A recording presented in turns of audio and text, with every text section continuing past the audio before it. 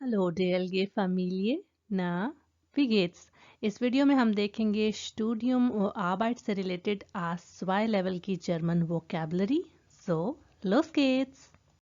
लेकिन वोकैबलरी पर जाने से पहले, जैसे कि मैंने आपसे ऑलरेडी कम्युनिटी सेक्शन में शेयर किया था कि अब मैं एक नया सेगमेंट स्टार्ट कर रही हूं जो कि मेरी हर वीडियो के स्टार्ट में हुआ करेगा, और उसमें ये है कि आप मुझसे कोई भी क्वेश्चन पूछ सकते हैं जर्मन लैंग्वेज से रिलेटेड, तो उसका मैं आंसर और एक्सप्लेनेशन आपको प्रोवाइड करूंगी हर एक न्यू आने वाली वीडियोस के स्टार्ट में।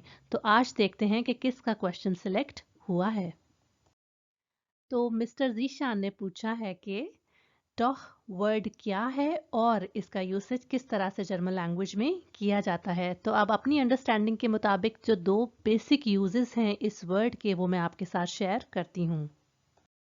डॉह एक बहुत ही इंटरेस्टिंग वर्ड है और इसको जर्मन्स अक्सर यूज करते हैं नेगेटिव क्वेश्चंस को फिर से निगेट करने के लिए। ये तो थोड़ी सी कंफ्यूजन ही हो गई। कंफ्यूजन इस तरह से क्योंकि उर्दू या इंग्लिश में हमारे पास इसके लिए कोई भी इक्विवेलेंट वर्ड नहीं है, क्योंकि हम तो जर्मन में या और नाइन तो यूज करते ही हैं। लेकिन अगर कोई हमसे नेगेटिव क्वेश्चन पूछता है और उसका हमने पॉजिटिव में रिप्लाई करना है और उस नेगेटिव को निगेट करना है, तो हम डॉह यूज करते हैं। एक एग्जाम्पल से इसको समझ लेते हैं। आपका दोस्त आपसे पूछता है, guest du heute nicht zur Arbeit? क्या तुम आज काम पर नहीं जा रहे? और अगर आप काम पर जा रहे हैं तो आप कहेंगे डॉह। सेकेंड एग्जाम्पल है, kommst du nicht ins Kino mit? तो अगर आप कीनो जा रहे हैं सात दोस्तों के तो आप कहेंगे डॉह, कि मैं तो आ रहा हूँ कीनो।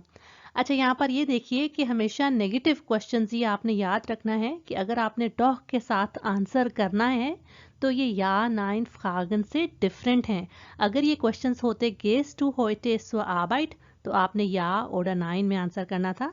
And so is the case with this example. अगर आपसे सिंपली कोई पूछता कि कॉम्स टू इन स्कीनो मिट, कि क्या तुम साथ में आ रही हो सिनेमा या आ रहे हो, तो आप सिंपल या ओडा नाइन में कर देंगे। तो ये एक थर्ड कैटेगरी है, जब आप नेगेटिव क्वेश्चन को अगर पॉजिटिव में आंसर करना चाह रहे हैं तो आप डॉह यूज करते हैं। होपफुली ये फर्स्ट पॉइंट आपको क्लियर हो गया होगा। सेकेंड यूज जो कि ज़्यादा कॉमनली हम डॉह का करते हैं वो है इम्पेरेटिव्स में। और इम्पेरेटिव्स अगर आपको ऑलरेडी नहीं आते तो मैं वीडियो लिंक कर दूंगी, वो आप चेक कर सकते हैं। इम्पेरेटिव्स में ये होता है कि जब हम डॉह को यूज़ कर लेते हैं तो वो उसकी जो इंटेंसिटी है वो कम हो जाती है और वो ज़्यादा उसका पोलाइटर वर्जन लगता है। अगर सिंपल आप अपने फ्रेंड को कहें कि कॉह स्पागेटी, तो वो थोड़ा सा इतना अच्छा और इतना फॉर्मल तो नहीं है, लेकिन पोलाइट वर्जन नहीं लगेगा इतना। लेकिन अगर आप डॉह बीच में यूज़ कर देंगे तो बहुत ही अच्छा उसका इम्पैक्ट होता है लिसनर पर। तो अगर आप कहें कि कॉह टॉह स्पागेटी, तो ज़्यादा अच्छा लगता है। तो इसी तरह एक और एग्जाम्पल देख लेते हैं, उसके बाद फिर हम फाइनली वोकैबुलरी पर जाएंगे। कॉम डॉह इन स्कीनो मिट। अब आप सोच रहे होंगे कि मैंने डॉह की इन दोनों जो एग्जांपल्स यहाँ पर दी हैं और जो लास्ट स्लाइड में दी थी उनके इक्विवेलेंट क्यों नहीं दिए। असल में अगर उनको हम इंग्लिश में ट्रांसलेट भी कर लें तो उसका वो इफ़ेक्ट और इम्पैक्ट नहीं होता जो कि एक्चुअली जर्मन लैंग्वेज में इस वर्ड का यूज़ होता है। उससे वो जस्टिफाई नहीं करते वो मीनिंग्स ना, इसलिए फिर मैंने उनको मेंशन नहीं किया। अब हम स्टोडियम से रिलेटेड जर्मन नाउन्स को देख लेते हैं। der Kurs course, der Fehler mistake, der Bachelor और der Master दोनों स्टडीज हैं, हमें पता ही है इनका। der Unterricht क्लास लेसन को कहते हैं और der Stundenplan कहते हैं लेसन प्लान या फिर आपका जो टाइम टेबल होता है उसको। die Klasse class, die Note जो आपका ग्रेड या आपके स्कोर्स और पॉइंट्स लगते हैं एग्जाम्स के बाद, उसको कहते हैं डी नोट, प्लूरल हो जाएगा डी नोटन। डी डावा होता है जी ड्यूरेशन। डी प्रोमोशन के बहुत से डिफरेंट मीनिंग्स हैं, उनमें से दो हैं जो आपकी डॉक्टोरल स्टडीज होती हैं वो, और सेकंड प्रोमोशन कहते हैं वो जो प्रमोशन हम एडवर्टीजमेंट के थ्रू करते हैं उसको भी। डी क्लासनफार्ट आपकी क्लास की ट्रिप को कहते हैं। तासफाह कहते हैं फील्ड ऑफ स्टडी को, सब्जेक्ट को। अभी थोड़ी ही देर में हम डिफरेंट सब्जेक्ट्स देखेंगे कि किस तरह से उनको जर्मन में कहा जाता है। दस सॉइगनिस कहते हैं सर्टिफिकेट को या फिर प्रूफ। दस एर्गेबनिस होता है रिजल्ट या फाइंडिंग जो कि आप एक्सपेरिमेंटेशन करके फाइंड करते हैं। उसके बाद है जी दस अबिटुआ, कहते हैं स्कूल लीविंग एग्जामिनेशन को जो कि आप ए लेवल्स करके कंप्लीट करते हैं, उसको जर्मन लैंग्वेज में अबिटुआ कहते हैं। उसके बाद है दस प्रैक्टिकम जो कि है इंटर्नशिप या आपका कोई प्रैक्टिकल वर्क जो आपसे करवाया जाए वो होता है practicum. Der Dozent university lecturer को कहते हैं der Professor। der Arbeitsblatt कहते हैं वर्कशीट को या फिर हैंड आउट। der Fragebogen, जैसे कि इन दो वर्ड से हमें आइडिया भी हो रहा है कि ये क्या है, ये क्वेश्चनर है या फिर सर्वे को भी कहते हैं। der Schulabschluss, नोट कीजिए दो डिफरेंट वर्ड्स हैं। Abschluss जहाँ पर भी आप देखें तो आपको आइडिया हो जाना चाहिए कि Abschluss का मतलब है ग्रेजुएशन, डिग्री, क्वालिफिकेशन। इसके सामने अगर हम डिफरेंट वर्ड्स लगाएंगे तो वो उनकी हो जाएगी। जैसे शूल अब्सलूस हम कहेंगे हाई स्कूल डिप्लोमा को, इसी तरह फिर बैचलर अब्सलूस, मास्टर अब्सलूस आप यूज करते हैं। डी आउसबिल्डिंग कहते हैं ट्रेनिंग को। डी रियाल शूले एक तरह का मिडिल स्कूल होता है जर्मनी में। डी बेरूफ्सschule कहते हैं वोकेशनल कॉलेज को। क्या आप चाहते हैं कि मैं जर्मन एजुकेशन सिस्टम को एक्सप्लेन करने वाली एक वीडियो बनाऊं तो मुझे कमेंट सेक्शन में बताइएगा, जिसमें मैं सारे डिफरेंट तरह के स्कूल्स को डिस्कस करूंगी और स्टार्ट डेफिनेटली किंडरगार्टन से होगा। डी यूनिवर्सिटेट, डी स्टूडियनgebühr, आपकी जो स्टडीज़ हैं उसकी फ़ीस को हम कहते हैं डी स्टूडियनgebühr। das Semester, das Schulsystem, das Gymnasium। गिम्नाजियम को आपने पाकिस्तान और इंडिया वाला जिम नहीं समझना। जर्मन लैंग्वेज में गिम्नाजियम होता है जी एकेडमिक हाई स्कूल। अब ज़रा सी बात हो जाए स्टूडियन फैशा की, जो डिफरेंट हमारी फील्ड्स ऑफ स्टडी हैं और इनमें से काफ़ी सारी इंग्लिश से मिलती जुलती हैं। मैं उनके मतलब नहीं बताऊंगी, जो ज़रा डिफरेंट है वो हम देख लेंगे। फिजिक, इसको हम कहेंगे केमी भी और शेमी भी। बियोलॉजी, लिटरेचर जिसकी मैं स्टूडेंट हूँ। गेशिश्टे कहते हैं हिस्ट्री। मैथमेटिक और शॉर्ट वर्जन में माथे। कुंस्ट कहते हैं आर्ट और स्किल को। म्यूजिक, इंफॉर्मेटिक कंप्यूटर साइंस को या फिर आईटी को कहते हैं। रिलीगियन, एर्टकुंडे कहते हैं जियोग्राफी को। और सोशियालकुंडे कहते हैं सोशल स्टडीज को। स्पॉट, मेडिसिन, जर्नलिस्टिक, जियोग्राफी, तो इससे हमें पता चला कि ये दोनों वर्ड्स सिनोनिम्स हैं। विसेंशाफ्ट कहते हैं साइंस को। क्या आप मुझे बता सकते हैं कमेंट सेक्शन में कि साइंटिस्ट को क्या कहते हैं? वो भी इसी वर्ड से डिराइव हुआ है, ज़रूर शेयर कीजिएगा। उसके बाद है जी जिसके साथ आप विसेंशाफ्ट लगाएंगे ना तो वो हो जाएगा उस ही फील्ड का साइंस ना। जैसे कि मेडियन विसेंशाफ्ट हो जाएगा मीडिया साइंस या मीडिया स्टडीज़। इसी तरह जो मेरी फील्ड थी लिटरेचर के साथ साथ मैंने पढ़ा है कुल्टुआ विसेंशाफ्ट, कल्चरल स्टडीज़। आर्बाइट से रिलेटेड कुछ नाउन्स देख लेते हैं। der job, oder der Beruf। German language में फॉर्मल टर्म्स में हम बेरूफ यूज़ करते हैं, जॉब ज़रा कैजुअली यूज़ किया जाता है। der Kollege कहते हैं कोलीग को। Betrieb कहते हैं फर्म को, बिजनेस को। थोड़ी देर में हम इसके और सिनोनिम्स भी देखेंगे। der Angestellter कहते हैं एम्प्लॉय को, जिसका सिनोनिम है जैसे कि Arbeitsnehmer। क्या आपको पता है एम्प्लॉयर के लिए जर्मन वर्ड क्या है? अगर हाँ तो कमेंट सेक्शन में शेयर कीजिएगा। der Arbeitsplatz कहते हैं वर्किंग प्लेस को। die Firma, ये है जी फिर से कंपनी और बिजनेस। बेट्रीब का एक सिनोनिम हमें मिल गया है। die Fabrik, ये कहते हैं जी हम मिल को, फैक्ट्री को। die Stelle, जॉब पोजीशन को कहते हैं। die Bewerbung, जॉब एप्लीकेशन को। die Berufserfahrung, बेरूफ जैसे कि हमने यहाँ पर डिस्कस किया कि जॉब को कहते हैं, तो जो जॉब की आपका एक्सपीरियंस है उसको हम जर्मन लैंग्वेज में बेरूफ्स Erfahrung कहते हैं। जब भी आप डिफ़िकल्ट वर्ड्स या कॉम्प्लिकेटेड वर्ड्स देखें तो उनको हमेशा पार्ट्स में तोड़ लिया करें। Erfahrung जैसे कि इससे एक वर्ब भी बनता है erfahren, वो होता है टू एक्सपीरियंस, तो ये उसका नाउन है Erfahrung, experience as a noun. Das Passbild oder das Passfoto, ये दोनों हैं जी पासपोर्ट की फ़ोटोज़ जो कि अपनी सीवी में आप अटैच करते हैं जब आप एप्लीकेशन भेजते हैं अपनी।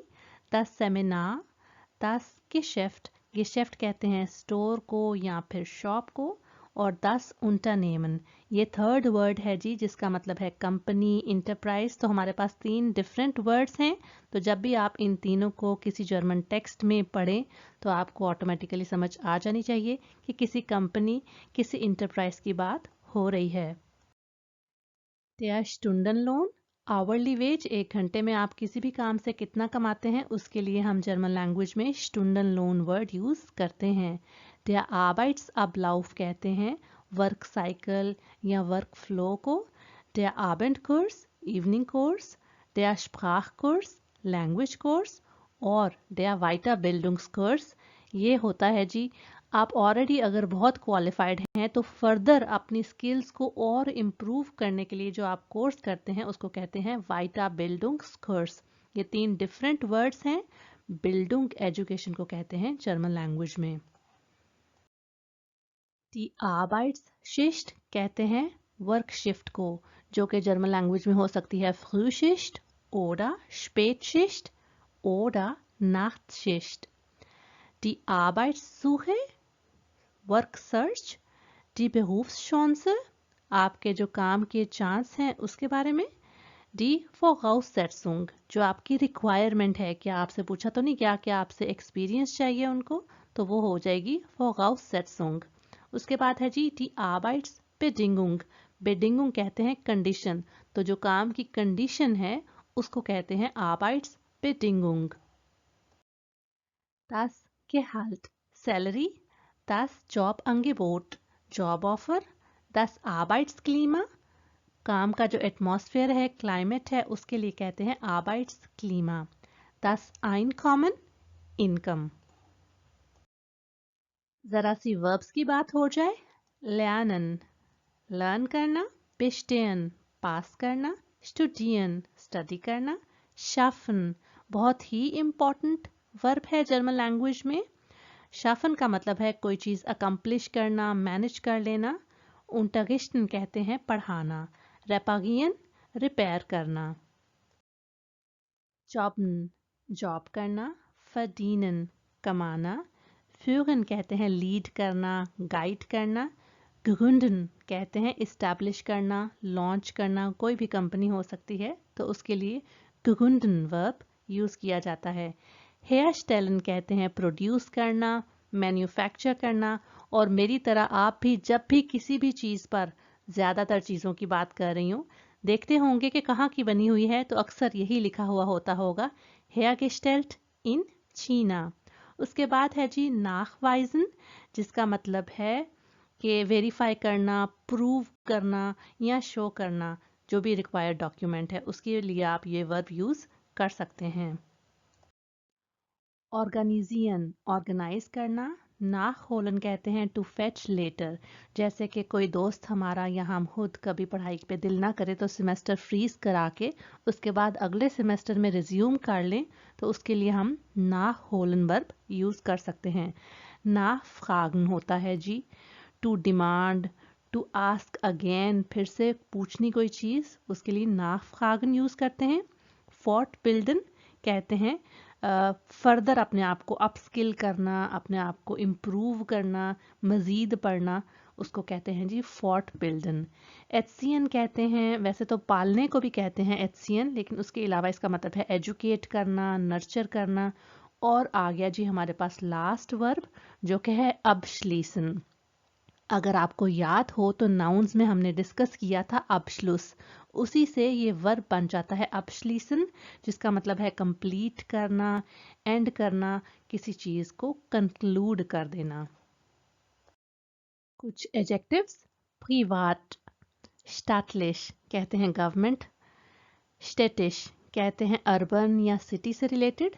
फ्लेक्सिबल, एक्टुअल, करंट ना, अभी जो चीज़ है उसको कहेंगे एक्टुअल। कंट्रोलियट, कंट्रोल्ड। फर्फ्लिश्टेड कहते हैं ओब्लाइज्ड, जैसे कि अगर रेड लाइट है तो उस पर रुकना ही है तो उसके लिए हम फर्फ्लिश्टेड यूज़ करते हैं।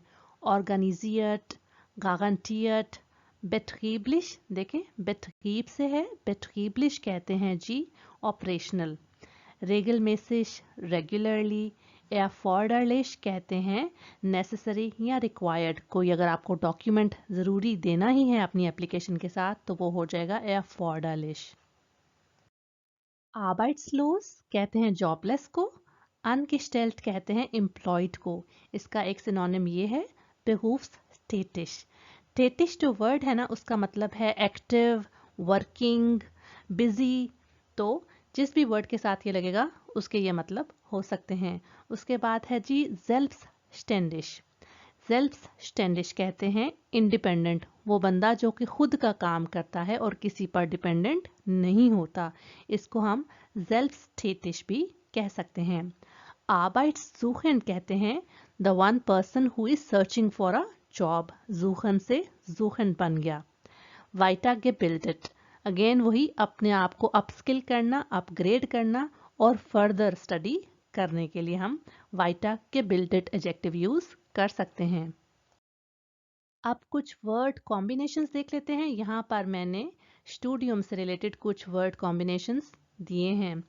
zur Schule gehen, Test schreiben, einen Abschluss machen, Schulabschlüsse nachholen। ये वही बात हो रही है, अगर आपने स्कूल ड्रॉप कर दिया था और बाद में 4-5 साल बाद आपको ख्याल आया कि मुझे तो फिर से पढ़ना चाहिए, तो उसके लिए Schulabschluss nachholen वर्ब के साथ एक नाउन का कॉम्बिनेशन होता है। Schuluniform tragen, Hausaufgaben machen, Studium abschließen, Weiterbildungsmöglichkeiten। देख रहे हैं कितना कॉम्प्लिकेटेड सा वर्ड है। तो ये है अपने आप को अपग्रेड करने की पॉसिबिलिटीज होना। Eine Aufnahmeprüfung machen, एक एंट्रेंस एग्जाम करना। कुछ आर्बाइट से रिलेटेड वर्ड कॉम्बिनेशंस की बात कर लेते हैं। Haare schneiden, Kunden bedienen, im Restaurant bedienen, kranken Menschen helfen, बीमार लोगों की मदद करना, या फिर schwer kranken Menschen helfen, वो लोग जो बहुत ज़्यादा बीमार हों तो उसके लिए हम साथ में schwer भी लिख सकते हैं। Im Büro arbeiten, im Kaufhaus arbeiten, im Krankenhaus arbeiten, auf Babys oder Kinder aufpassen, बच्चों का ध्यान रखना। auf dem Bauernhof mithelfen, जो कि होता है फार्म पर दूसरों की मदद करना। अब आप सोच रहे होंगे कि काफ़ी सारे यहाँ पर प्रोफेशंस की बात हो रही है, लेकिन प्रोफेशन से रिलेटेड मैंने नाउन्स को मेंशन नहीं किया, तो उसके लिए मैं अलग से एक वीडियो बना चुकी हूँ। अगर आपने अब तक चेक नहीं की तो मैं लिंक भी कर दूंगी, वो आप देख सकते हैं। अब बारी है जी आपकी प्रैक्टिस की, और ये जो ऑडियो मैंने ली है वो बेस करती है किस टॉपिक पर? Vorstellungsgespräch पर, जो कि होता है जॉब इंटरव्यू। और ये जो ऑडियो और टेक्स्ट है ये मैंने लिया है एक वेबसाइट से जिसका लिंक मैं डिस्क्रिप्शन बॉक्स में दे दूंगी। टास्क है आपके पास Nummer 1, Herr Wilhelm hat zuerst ein Studium in begonnen. Nummer 2, und Seminare von professionellen Journalisten waren besonders interessant. 3. Als er noch studierte, schrieb er kleine für die Zeitung seiner Heimatstadt. Viel Erfolg! Herr Wilhelm, Ihr Lebenslauf ist interessant. Sie haben zuerst Naturwissenschaften studiert? Ja, ich habe zuerst Mathematik studiert. Aber das hat mir keinen Spaß gemacht. Nach einem Jahr wusste ich schon, dass ich nicht Ingenieur, sondern Journalist werden will. Deshalb bin ich nach England gegangen und habe dort Medienwissenschaft und Journalistik studiert. Warum in England? Die besten Journalisten sind Engländer. In England gibt es ausgezeichnete Fernsehkanäle wie BBC 1 und 2 und sehr gute Tageszeitungen. Einige unserer Vorlesungen und Seminare haben professionelle Journalisten durchgeführt. Diese Kurse waren am interessantesten. Mein Studium habe ich mit einem Masterdiplom abgeschlossen. Während meines Studiums habe ich für die Zeitung in meiner Heimatstadt kleine Berichte geschrieben. Über die englische Kultur, die Sprache, das Schulsystem und die Universitäten. Bei dieser Zeitung habe ich nach dem Studium auch ein halbes Jahr Praktikum gemacht. Mein Chef hat mir dort eine Stelle angeboten, aber ich habe sie nicht angenommen. Ich möchte bei einer größeren Zeitung arbeiten. क्या speakers ने जो बातें की हैं आपको सारी समझ आ गई हैं? अगर हाँ तो मुझसे ज़रूर अपने आंसर्स शेयर कीजिए, और अगर नहीं भी आई तो आप रिपीट करके फिर से सुन सकते हैं, समझने की कोशिश कर सकते हैं। मेरी वीडियो देखने का बहुत शुक्रिया। मैं उम्मीद करती हूँ कि इसने आपकी हेल्प की होगी।